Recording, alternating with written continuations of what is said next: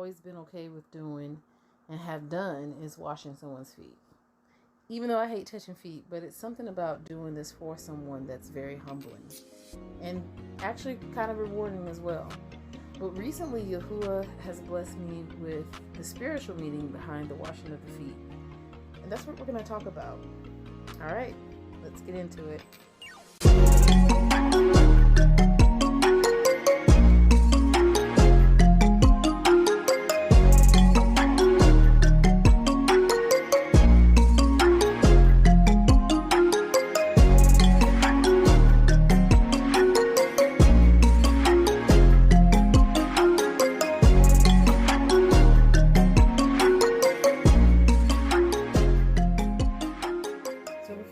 Into the revelation that Ruach gave me about foot washing, I just want to reiterate that there's nothing wrong with pulling out a water basin, putting soap and oils and whatever in there, and washing someone's feet.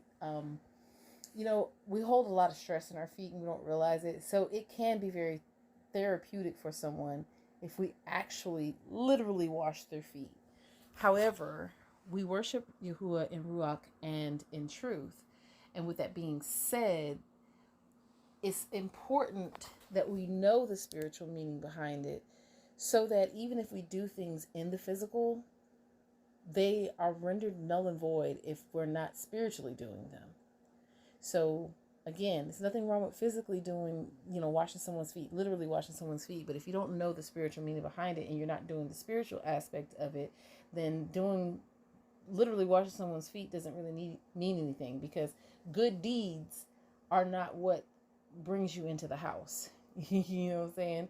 You have to enter in through the door, who is Yahusha, and he literally told us that the example he gave by the washing of the feet is what we're supposed to do. So with that being said, again, it's important we understand what he did spiritually, because he even says, and you're going to hear it when I read it, that Peter didn't know what he had did, but he would know eventually what he had did, right? And we know that it has to be more than just literally washing the feet for him to say that, because this was a part of the culture, washing each other's feet. You came to the house, it was hospitable for you to do these things. So again, Yahusha alluded to the fact that it was more to this than just literally washing someone's feet. So let's get into it. This is Yahuah John chapter 13, and I'm going to read from verses 1 to 17. Now before the feast of the Pesach, when Yahusha knew that his hour was come, that he should depart out of this world unto the Father, having loved his own which were in the world, he loved them unto the end. And supper being ended, the devil having now put into the heart of Yehuda Iscariot, Shimon's son, to betray him, Yahusha knowing that the Father had given all things into his hands, and that he was come from Yahuah and went to Yahuah, he rose from supper and laid aside his garments and took a towel and girded himself. After that, he poured water into a basin and began to wash the disciples' feet, the students' feet, the taught ones' feet, and to wipe them with the towel wherewith he was girded. Then came he to Shimon Kepha, and Kepha said unto him, Master, do you wash my feet? Yahusha answered and said unto him, What I do you know not now, but you shall know hereafter. So that's verse 7. So this is what I meant by Yahusha saying this, is indicating that it's more than just taking oils and waters and whatnot and cleaning someone's actual feet off. It's a spiritual meaning behind it. Because again, we worship Yahuah in Ruach and in truth, because he is a Ruach. He is spirit, right? He exists in the spirit realm, which is dominant to the physical realm that we are currently existing in. Verse 8, Kepha said unto him, You shall never wash my feet. Yahusha answered him, If I wash you not, you have no part with me. Okay? Again, another key to what he's talking about. Shimon Kepha said unto him, Master, not my feet only, but also my hands and my head. Yahusha said to him, He that is washed need not save to wash his feet, but is clean every whit. And you are clean, but not all. All right? So he's saying that if your body is clean, You only need to wash your feet. Okay? So, verse 11, for he knew who should betray him. Therefore he said, you are not all clean. So after he had washed their feet and had taken his garments, it was set down again. He said unto them, know you what I have done unto you? I keep stopping, but it's for a reason. So if they understood that he was just literally washing their feet, and this is a part of their culture, mind you, because these are awakened Israelites. They know that they're Israelites. They know who Yahuah is. They're not coming up out of a complete darkness like we are. So they would know what the culture is. And because the culture is to wash people's feet, there's more to this conversation, because Yahusha is literally saying, you know what I just did for you? He's teaching them right now. You call me teacher and Yahuah, and you say, well, for so I am. And teach, remember this, they call him teacher. So that means they're students. If I then, your Yahuah and teacher, have washed your feet, you also ought to wash one another's feet. For I have given you an example that you should do as I have done to you. Aman, aman, I say unto you, the servant is not greater than his master, neither he that is sent greater than he that sent him. If you know these things, happy are you if you do them. So, the thing I love about Yahuwah's word is there's layers. So you can see the literal washing of the feet. You can also see that he's talking about being a servant leader. You know, he's showing them, you know, I'm serving you even though I'm your leader. So that's an aspect of it. But then this is the part where Yahuwah got, I don't know, he really blessed me with this information. So I'm not going to read the whole thing, but in Vayakra or Leviticus chapter 1, I'm going to highlight verses 9 and verses 13, but let me give you a synopsis of what's going on. So this is the chapter that's talking about the ascending smoke offering and how to carry it out. The first portion, verses 1 through 10, or 1 through 9, apologies, talk about the ox or the bullock in some translations being the first sacrifice. Like if your sacrifice is a bullock, you're supposed to sacrifice in this way, you know. And it mentions in verse 9, this is what it says in verse 9, but his inwards and his legs shall he wash in water, and the priest shall burn all on the altar to be an ascending smoke sacrifice, an offering made by fire of a sweet savor unto Yahuwah. So the washing of the inwards and then of the legs is very key. Hold on to that. So then in verses 10 to 13, it talks about if your offering is sheep or goat, then you're supposed to, you know, prepare the sheep or goat the same way. So verse 13 literally says the same thing as verse 9. But he shall wash the inwards and legs with water, and the priest shall bring it all and burn it upon the altar. It is an ascending smoke sacrifice, an offering made by fire of a sweet savor unto Yahuwah. So the revelation that Ruach HaKodesh gave me about verses 1 through 9 and then verses 10 to 13 is 1 through 9 is talking about Yahusha, 10 to 13 is talking about Yasharal, the sheep and the goat, the wheat and the tare being grown up together. Because Yasharal, whether they be a sheep or a goat, is still going to be sacrificed. It's just depending on, you know, if you're a sheep or a goat, which place you're going to, Renew Jerusalem or the Lake of Fire. Then verses 14 to 17 reads, and if the ascending smoke sacrifice for his offering to Yahuwah be of fowls, then he shall bring his offering of turtle doves or of young pigeons, and the priest shall bring it unto the altar and wring off his head and burn it on the altar, and the blood thereof shall be wrung out at the side of the altar, and he shall pluck away his crop with his feathers and cast it beside the altar on the east part by the place of the ashes.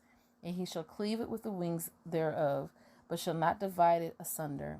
And the priest shall burn it upon the altar, upon the wood that is upon the fire. It is an ascending smoke sacrifice, an offering made by fire of a sweet savor unto Yahuwah. So this is the only sacrifice out of the ascending smoke sacrifices that's prepared differently. You don't see the washing of the insides or the legs being done. So what Yahuwah was showing me is this is the stranger that comes in and is grafted into Yasharal among us. And the reason that he said that is I just read to you that one of the ways that this particular sacrifice is prepared is the head is wrung off. So when I asked Yahuwah, well, what does it mean for them to, why are you wringing the head off? He said, because any deity that someone is worshiping is the head of that person, right? Well, Yahuwah is supposed to be your head now. So it's literally them denouncing the spiritual, it's denouncing the deities that they have been worshiping and their own culture, so that Yahuwah can now come in and be the head of their life via his son Yahusha. Okay? Prayerfully, that makes sense.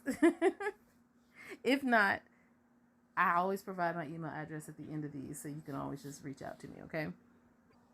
So with that being said, going back to verses 9 and 13, the washing of the inwards and the washing of the legs. So how this relates to John chapter 13, Yahuah 13, is, let's go back to verses 6 through 10, and we're going to focus on verse 10 real quick, okay? Then came Yahusha to Simon Peter, and Peter said unto him, Master, do you wash my feet? Yahusha answered and said unto him, What I do you know not now, but you shall know hereafter. And Peter said unto him, You shall never wash my feet. Yahusha answered him, If I wash you not, you shall have no part with me. Shimon Kepha, or Peter, said unto him, Adonai, not my feet only, but also my hands and my head. And Yahusha said to him, He that is washed need not save to wash his feet, but is clean every whit, and you are clean, but not all. So Peter's saying, or Kepha saying, you shall never wash my feet, right?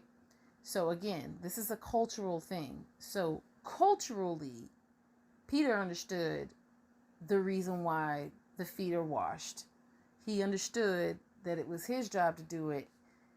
I mean, think about it. You're looking at the word of Yahuwah, and the word of Yahuwah is telling you that I'm finna wash your feet. You know what I'm saying? I get where Peter was coming from. But again, what we hear Yahusha say to him indicates that there is a way deeper spiritual meaning to what he is doing that Peter's not understanding. And so he's taking this opportunity to teach him. And again, focusing on verse 10. He that is washed need not save to wash his feet, but is clean every whit, and you are clean, but not all. So I just want to venture over to chapter 15, verses 1 to 3 real quick, okay? This is still in the book of John, Yahuah. I am the vine of truth, and my Father is the husbandman. Every branch in me that bears not fruit, he takes away, and every branch that bears fruit, he purges it, that it may bring forth more fruit. Now you are clean through the word which I have spoken unto you. Okay?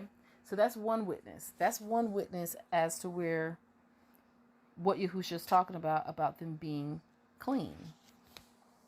And now I just want to go to Ephesians chapter 5 real quick, starting in verse 25, because this is another witness. Every time I read from a book in the Bible, the person that wrote it, I consider it to be a witness. And Yahuwah said that by the testimony of 2 or 3 witnesses, a thing is established, right? So these people are my witnesses. Well, they're not my witnesses. They're witnesses to the word of Yahuwah. And I am also a witness in Ruach HaKodesh. So this is more than 2 or 3 witnesses. But I just want you to understand why Yahuwah has me going to all these different places. So Ephesians 5, starting in verse 25. Men, love your women, even as Mashiach also loved the called out assembly and gave himself for it, that he might sanctify and cleanse it with the washing of water by the word, that he might present it to himself a glorious called out assembly, not having spot or wrinkle or any such thing, but that it should be holy and without blemish, right? Or Kadesh, and without blemish. So verse 26, that he might sanctify and cleanse it with the washing of water by the word. So again, the washing of water by the word. This is the second time that we heard that the word is what is washing them, right? Okay. And before I leave out of Ephesians 5, verses 25 to 27. I just want to say that Yasharal is the bride of Hamashiach. Okay. So the entire time the Talmudim, the taught ones, the disciples spent with Yahusha, he was washing their insides by his teachings. He is the word of Yahuah. So his teachings are washing their insides if they do what he says, right? So Yehukanan 15, 4 to 17. And I'm just going to read it straight out and then move on because I don't want to spend a whole lot of time here. But just another example. Abide in me and I in you. As the branch cannot bear fruit of itself except it abide in the vine, no more can you except you abide in me. So when our insides are washed clean, right, then we're able to produce righteous fruit unto Yahuah. And Yahusha is literally saying, if you don't abide in me, right, you can't produce this fruit. You can only produce it because of me. And to abide in him is to remain in the house, to dwell with him. You know what I'm saying? Fellowship with him, spend time with him. I mean, as you would your spouse. Like I don't see how some people have marriages where they don't see their spouse often. You know what I'm saying? And it happens because you have pilots and truck drivers and stuff. And so they don't see theirs. But even in those situations, if you're constantly on the phone, you're constantly just in conversation somehow, you're constantly communicating somehow with each other, you can still have a very strong marriage. It might just be different from the traditional type of marriage, but you can still have a strong marriage. You cannot have a strong marriage if you're not fellowshipping with your spouse. Because you won't know your spouse. You'll have a spouse that is a stranger to you, you know? And Yahusha already said that there are some people that he's going to be like, I never knew you. You who practice lawlessness. You know what I'm saying? So with that being said, he is the law of Yahuah. If you practice lawlessness, that means you practice disobeying your husband, right? So again, the abiding in him, we have to abide in him because when we fellowship with him, we spend time with him, we get to know him. Then that's how we are washed clean from our insides and we're able to produce the righteous fruit. Yahusha said that it's not what goes into a man that makes him unclean, but that which comes out of a man. And we know that Jeremiah 17:9 tells us that the heart is desperately wicked and deceitful above all things. Who can know it, right? So what Yahusha was actually teaching with that was that our hearts are wicked. And out of the abundance of the heart, the lips speak, right? So if we have this wickedness in our heart and it's never removed and something else put in its place, i.e. Ruach HaKodesh, the testimony of, actually it's the testimony of Yahusha that's supposed to be in our heart, right? So if the wickedness isn't removed out of our heart and then the testimony that Yahuah gives to us of Yahusha placed there instead, then we're not clean from the inside out, right? And going back to the sacrifices, remember they were clean. They cleaned the inwards and then the legs. And we're going to get to the legs part later. But right now we're focusing on the cleaning the inwards. Okay? Hallelujah. Where was I? I think I'm verse 5. I am the vine, you are the netspring. He that abides in me and I in him, the same brings forth much fruit. For without me you can do nothing. If a man abides not in me, he is cast forth as a branch and is withered, and men gather them and cast them into the fire, and they are burned. If you abide in me... Wait, before I go further, I want to go to Leviticus real quick, so give me just a second. Okay, so I just want to read that one more time. If a man abides not in me, he is cast forth as a branch and is withered, and men gather them and cast them into the fire, and they are burned. So that's verse 6 of John 15, right? So hop on over to Leviticus chapter 8 real quick. So a brief synopsis of the last part of this chapter is talking about the consecration of Aaron and his sons. And Moshe is being given instructions on how to, carry this out. And he's now instructing his brother and his nephews on how they are to carry these things out that Yahuah told him for the high priest and his sons, right? And so part of that is they have to consecrate themselves. The message is always for the messenger first, right? Yahusha talks about, taking the plank out of your eye before you can see fit to take the speck out of your neighbors or out of your brothers, right? This is the same thing. They cannot, the priests are who Yahshua brought the animals to make the sacrifices.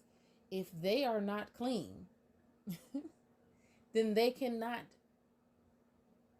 sacrifice on behalf of the people, because they need to sacrifice themselves, which they still do. I mean, the high priest, before they go in and make atonement, they have to make atonement for themselves through their own personal sacrifices. Then they have an animal that they sacrifice for the atonement of Yahshua. So again, you got to do it first. So he's talking about this consecration. Now listen to what it says. This is chapter 8 of Leviticus, starting in verse 33. Actually, starting in verse 31. And Moshe said unto Aaron and his sons, boil the flesh at the door of the tabernacle of the assembly, and there eat it with the bread that is in the basket of consecrations, as I commanded, saying, Aaron and his sons shall eat it. And that which remains of the flesh and of the bread shall you burn with fire. And you shall not go out of the door of the tabernacle of the assembly in 7 days, until the days of your consecration be at an end. For 7 days shall he consecrate you, as he has done this day. So Yahuah has commanded to do. To make an atonement for you. Therefore shall you abide at the door of the tabernacle of the assembly day and night 7 days, and guard the watch of Yahuah, that you die not, for so I commanded. So Aaron and his sons did all the things which Yahuah commanded by the hand of Moshe. So that coincides with verse 6 in John 15. So the door of the tabernacle of the assembly is Yahusha. John chapter 10 talks about him being the door to the sheepfold. Anybody that comes in another way and not through the door is a thief and a robber, right? And he literally says that he is a door to the sheepfold. I recommend going and reading John chapter 10 verses 1 to 11 if you want that confirmation. But yeah, he is the door. And going back to verse 35 in Leviticus chapter 8, therefore shall you abide, is that word again, at the door of the tabernacle of the assembly, day and night 7 days, and guard the watch of Yahuah, that you die not, for so I am commanded. So remember, Yahusha is saying, if you don't abide in him, you'll be cut off, cast into the fire, and burned. It's the same thing that he was talking to Aaron and his sons about. And that abiding 7 days has a deeper spiritual meaning as well, because I believe we're in the 6th day right now. Just going to say that. I'm just going to say that, and I'm going to keep it moving. But anyway, verse 7, John 15. If you abide in me and my words abide in you, you shall ask what you will, and it shall be done unto you. Herein is my Father glorified, that you bear much fruit. So shall you be my taught ones, or my students. As the Father has loved me, so I have loved you. Continue you in my love. If you guard my commandments, you shall abide in my love, even as I have guarded my Father's commandments and abide in his love. So think about it. When your children do what you ask them to do, it's not that you don't love them when they're disobedient, but just think about how much more you feel love for them when they do what you say. And even, I'm not a man, and I've never been married, so I can't really speak too much on this subject. I don't really know how it feels, but I can imagine a man, especially one of our men, that's used to being out here in the world and getting cracked on left and right at their job, at the grocery store, just for simply existing and being who they are. And then they come home and their wife abides in their love and keeps their commands. And it's just their wife isn't their peace, but their wife brings peace into a chaotic, a chaotic world, a chaotic existence. So I can imagine how much more love that man has for that woman that isn't the cherry on top of the chaos that he experiences all day long, you know? And that's what I hear Yahusha saying in this. Not that, he's experiencing chaos, but don't think you finna come in here and be chaotic and be his bride at the same time, Because chaos is of the world. That's Babylon. That's confusion.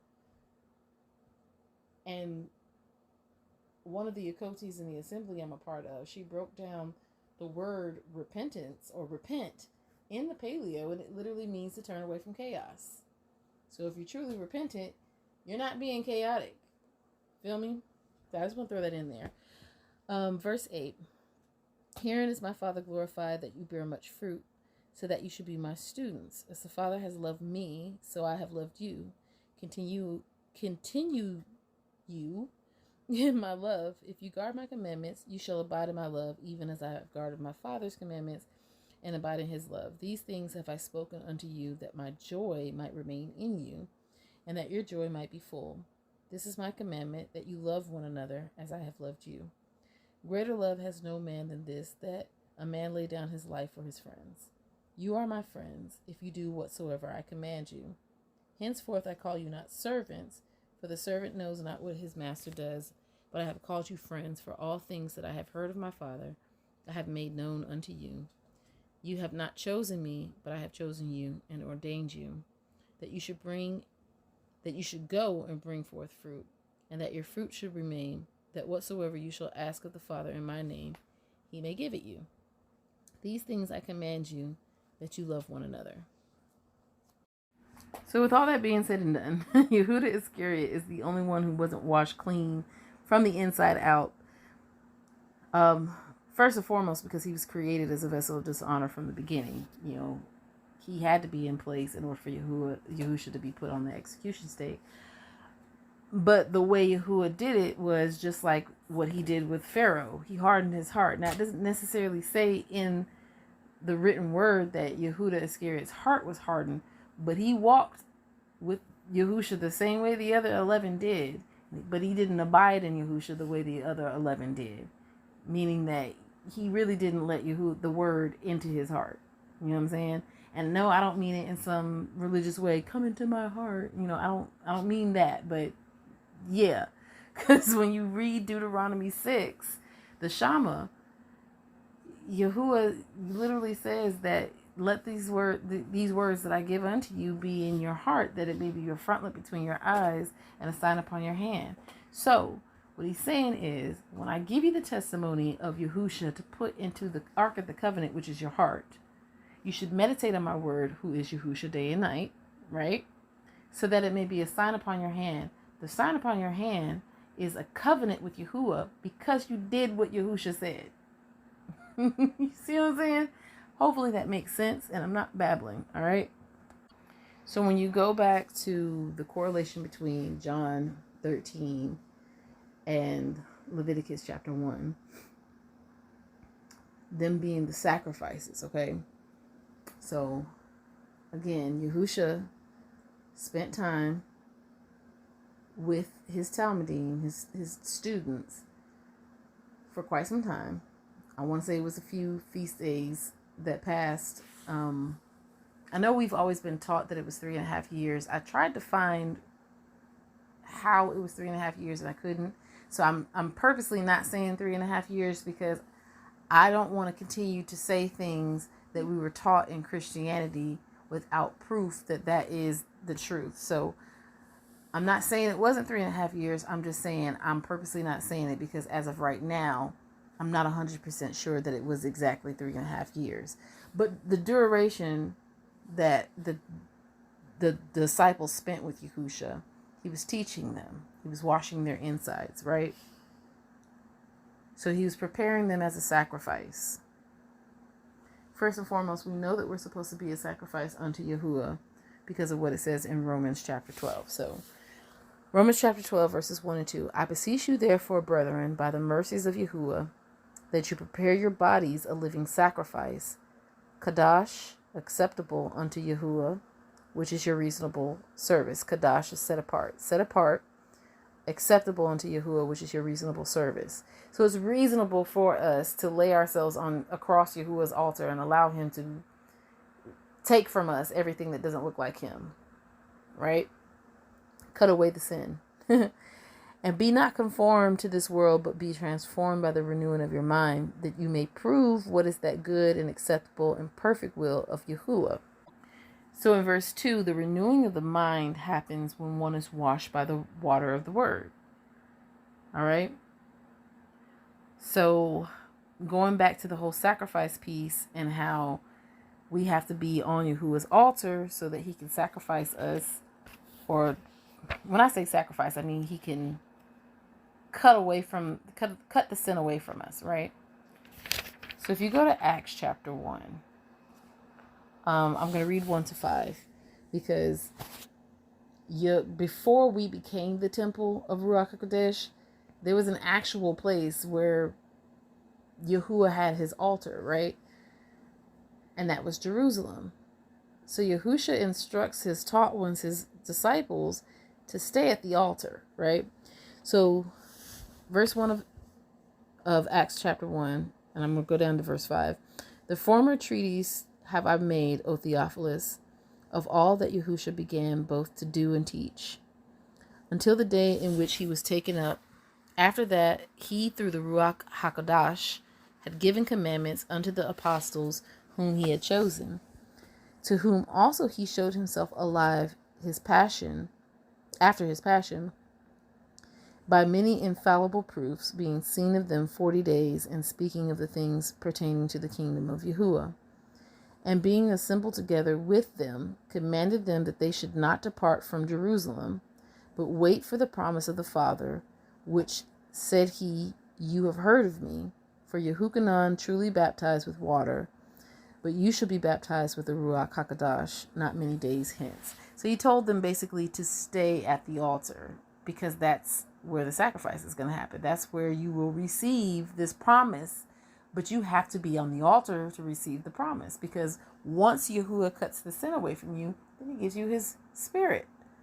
Remember the parable of the house that was swept clean and the unclean spirit went out and couldn't find no place, to dwell. So it came back to the house, and because it found the house put back together, but it was empty, it went and brought 7 more spirits, even more deadly than itself. So Yahuah puts his Ruach in you after he cleans you up, after he washes your insides, so that you aren't just a clean vessel for more unclean spirits to come in. Because I'm going to tell you this, there's a lot of people that don't believe this, but if Ruach HaKodesh is dwelling within you, no other spirit can be in you.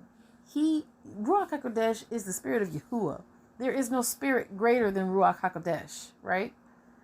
Which means no unclean spirit can dwell in you if you are filled with Ruach HaKodesh. Point blank period. So the people that are telling you otherwise, that you got spirits in you, you're possessed and all this other stuff, please, by all means, let them know Yahuah rebuke you. Okay? Because we're not finna play them games. All right? And then we see in, I know I can get off on a tangent. Then we see in chapter 2 of Acts, the actual promise come. So verses 1-4 of Acts chapter 2 says, and when the day of Shavuot was fully come, this is the Feast of Weeks now, they were all with one accord in one place. All right? It wasn't nobody over here arguing about, what they should do, how they should do it, where they should be. Nobody was arguing. They were in one accord in the same place, the altar. And suddenly there came a sound from heaven as of a rushing mighty wind, and it filled all the house where they were sitting. And there appeared unto them cloven tongues like as of fire, and it sat upon each of them. And they were all filled with the Ruach HaKodesh, and began to speak with other tongues as the Ruach gave them utterance. And then we see later on in chapter 2 that they're speaking in other known languages that they just don't know themselves. But the people around them that are witnessing this, that are from many different places and speak different languages, they all hear them in their own language, okay? This is verse 2 of Deuteronomy chapter 26. Okay? Hold on. I thought I was going to be able to turn to it before I got finished. Start at verse 1. And it shall be when you are come into the land which Yahuah gives you for an inheritance, and possesses it, and dwell therein, that you shall take of the first fruits of all the fruit of the earth, which you shall bring of your land, that Yahuah gives you, and shall put it in a basket, and shall go into the place which Yahuah shall choose to place his name there. So the place that Yahuah chooses to put his name there. And remember, Yahusha said, stay in Jerusalem, don't go nowhere. That's the place that Yahuah chose to put his name. I just found that amazing, how all this is kind of, going together. But anyway, so heading back to the book of John, chapter 18 shows that Yahusha was sacrificed during the Pesach. He was the lamb, the sacrificial lamb, going back to Leviticus chapter 1. So he's the ox, the bullock. Some translations say bullock, some say ox, some say lamb. It just really depends on which one. But if you look up bullock, you'll see that it's actually another name for ox. And then John chapter 19 verse 31 says that it was the preparation day for this set apart, this high Shabbat, which is Pesach. And in verse 42 it says the same thing. And this is just to give you kind of a time frame, because Yahuah does everything according to his own word. You feel me? He's not a hypocrite. So just if you want to see how he's kind of set up Yahusha's sacrifice to be lined up with the Pesach, which is also kind of looks like Leviticus chapter 1. So how does this all relate to Yahusha washing their feet? Well, he cleaned them up from the inside by his teachings and by him actually doing what Yahuah told him to do in front of them. So then when he tells Peter that if you're clean, you only need to wash your feet, what Yahuah was telling me was that the washing of the feet is what we would call discipleship, right? You're literally teaching others how to walk the righteous path that Yahuah has placed before them. By one, doing it yourself, and two, teaching them how to do it by not just your actions, but by showing them in the word as well, right? Is this what Yahushua sometimes said, it is written. Where was it written? It's written in the Torah. You know what I'm saying? He was telling them, it is written. He was quoting Isaiah. He was quoting other places. He even quoted Leviticus 18 and 19. I mean, 19 and 18. Where he tells you to love your neighbor as you love yourself. He said it is written. And when you go back and you look where it's written, you'll see that he's literally quoting stuff that Yahuah has already said a long, long, long, long time ago to our ancestors. And so he's teaching us. He taught us how to walk the narrow path, and he washed our feet because the path is holy. It's Kadash. It was set apart, not holy. It's Kadash, right? Set apart. And so in order to walk this righteous path, we have to have clean feet. And then we turn around and we are an example to the younger generation that Yahuah is waking up. And I don't mean numerical age, I mean spiritual age. So the people that Yahuah wakes up after us, we are that example to them through our own actions and also through our teachings in Torah about how to abide in Yahusha. So that's washing their feet. So going back to the path being Kadash, I'm going to take you to Exodus chapter 3, 1 through 6 real quick, okay? Now Moshe kept the flock of Yithro, his father-in-law, the priest of Midian, And he led the flock to the backside of the desert and came to the mountain of Yahuah, even to Horeb. And the angel of Yahuah appeared unto him in a flame of fire out of the midst of a thorn bush. And he looked, and behold, the thorn bush burned with fire, and the thorn bush was not consumed. And Moshe said, I will now turn aside and see this great sight, why the thorn bush is not burnt. And when Yahuah saw that he turned aside to see, Yahuah called unto him out of the midst of the thorn bush and said, Masha, Masha. And he said, Here I am. And he said, Draw not nigh, or draw not near, hither. Put off your shoes from off your feet, for the place where you stand is set apart ground. Moreover, he said, I am the Yahuah of your father, the Yahuah of Abraham, the Yahuah of Yitzchak, and the Yahuah of Jacob. And Moshe hid his face, for he was afraid to look upon Yahuah. Right?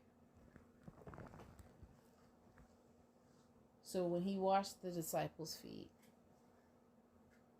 he was preparing them for the Kadash, the narrow, the righteous path that they would have to walk with Yahuah. And then we have to do the same thing that he did by first being obedient to Yahusha, and then also being able to teach them in his written word, in Yahuwah's written word. That is what washing someone's feet looks like spiritually. You introduce them to Yahusha, who cleans them up from the inside out, and then you be that example for them. And you show them Yahusha's example, so they have the testimony of Yahusha as well. And I know I'm saying it over and over and over again, because sometimes I do feel like when I'm speaking, it makes sense to me, and I'm not really quite sure if it makes sense to whoever's listening. So if you go back to John chapter 13, Yahusha even said that we're supposed to do this. So he said, if I then, your Yahuah and teacher, have washed your feet, you also ought to wash one another's feet. So he's telling us to do the same thing.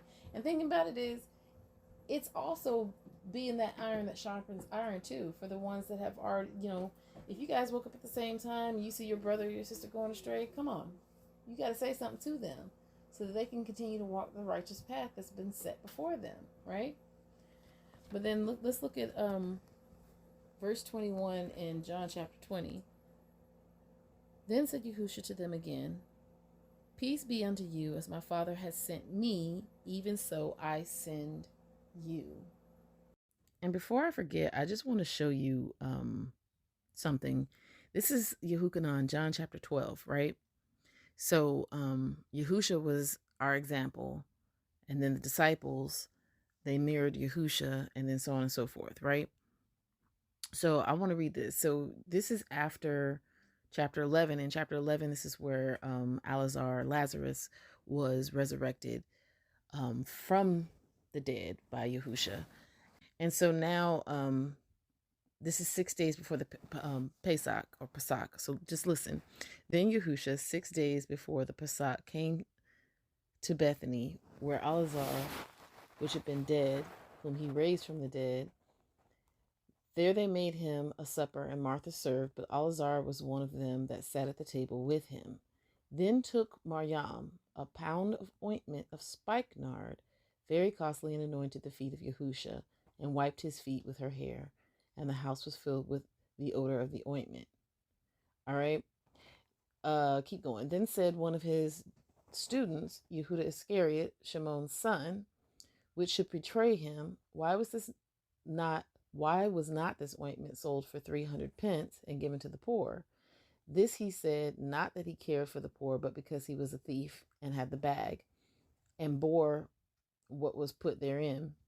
Then said Yahusha, let her alone. Against the day of my burying has she kept this. For the poor always you have with you, but me you have not always. Many people of the Yahudim therefore knew that he was there, and they came not for Yahusha's sake only, but that they might see Elazar also, whom he had raised from the dead. So it's very important what Yahusha said to Yehuda In verse 7, then said Yahusha, let her alone against the day of my burying. Has she kept this? So notice that his is oil and his students was water, because his feet were anointed, theirs were washed.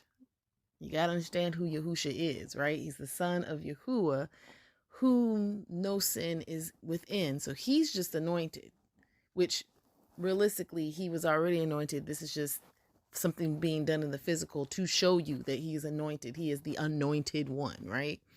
That's what Messiah is, the anointed one.